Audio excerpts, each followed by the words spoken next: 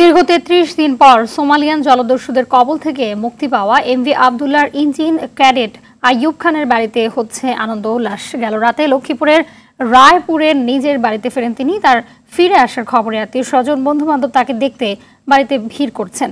দীর্ঘদিন পর ছেলেকে ফিরে পেয়ে আবেগ আপ্লুত বাবা মা। অমানবিক কাজ বলতে তারা তখন খুলনায় বাড়ি এমভি আবদুল্লাহ জাহাজের সেকেন্ড ইঞ্জিনিয়ার তৌফিকুল ইসলামের তার বাড়ি ফিরে আসার বিষয়ে জানাতে সেখান থেকে সরাসরি যোগ দিচ্ছেন সহকর্মী SM মনিরুজ্জামান মনির। জানাবেন যে তৌফিকুলের ফিরে আসা নিয়ে কি বলছেন স্বজনরা।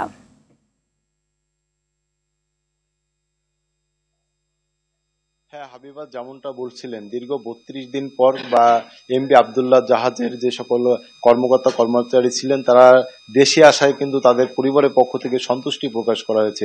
আমি এই মুহূর্তে দাঁড়িয়ে আছি এমভি আবদুল্লাহ জাহাজের সেকেন্ড ইঞ্জিনিয়ার মোহাম্মদ তৌফিকুল ইসলামের বাড়িতে। তিনি কিন্তু আজ সকালেই তার বাসায় এসেছেন এবং বাসায় আসার ফলে কিন্তু তার পরিবারের মাঝে কিন্তু আনন্দের বন্যা বসছে। এলাকার আত্মীয় স্বজন, পরিবার, বন্ধু বান্ধব সকলেই কিন্তু তার সঙ্গে দেখা করতে আসছেন, তার সঙ্গে শুভেচ্ছা বিনিময় করছেন এবং তার পরিবারের পক্ষ থেকে কিন্তু এমভি আবদুল্লাহ মালিক কর্তৃপক্ষ এবং সরকারকে ধন্যবাদ জানিয়েছেন যে এত দ্রুত অল্প সময়ের মধ্যে কিন্তু তারা একটি সুষ্ঠু সমাধান আসতে পেরেছেন। আমি এখন কথা বলবো এমভি আবদুল্লাহ জাহাজের সেকেন্ড ইঞ্জিনিয়ার মোহাম্মদ তৌফিকুল ইসলামের সাথে। তিনি জানাবেন তাদের এই দীর্ঘ ৩২ দিন তারা কিভাবে ছিল, কিভাবে অতিবাহিত করেছে এবং তার অনুভূতি কি ছিল তিনি আমাকে এখন জানাচ্ছেন।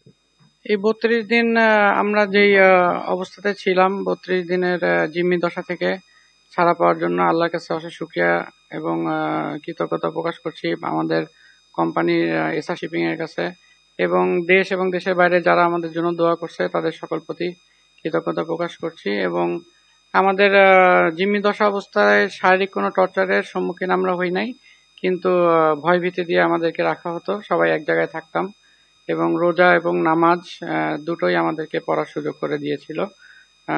সবাইকে আমাদেরকে এক জায়গায় রাখতো, শুধু ইঞ্জিন রুমের ডিউটিতে 2 জনের পারমিশন ছিল যাওয়ার, এছাড়া সবাই একসাথেই থাকতাম আমরা।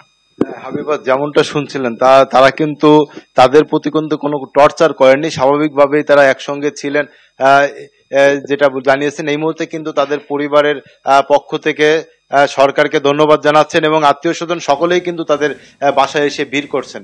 হাবিবা, এই ছিল খুলনা থেকে সর্বশেষ খবর। হাবিবা, ধন্যবাদ আপনাকে।